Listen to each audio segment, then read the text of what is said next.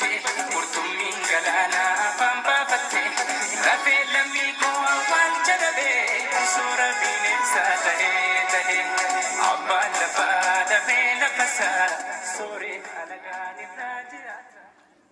Waanjoon gabrummaa miila itti fuutee lafa hidda isaa irraa godaansifte.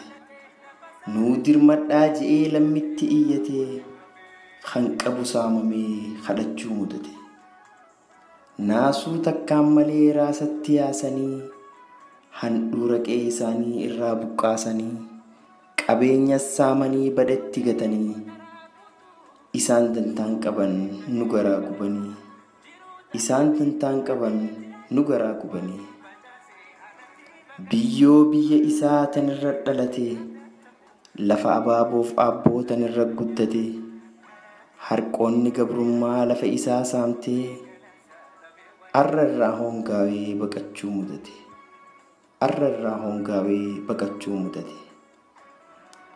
Akka lammummaattiin illee yaadatamne akka namummaatti naasuun keessan dhufne waraana bobbaasee humnaan keessaa yaasee bakka dhablee godhee biyyarra facaase. Bakka dhablee godhee biyyarra facaase.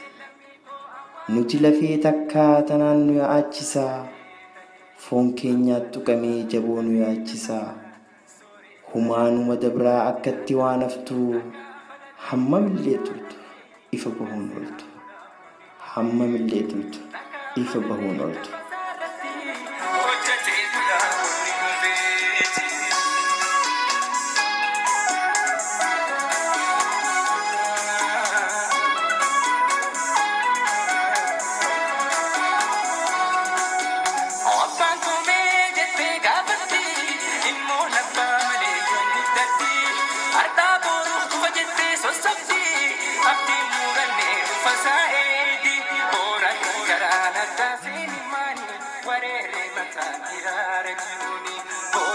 Gara narta sini mani warere mata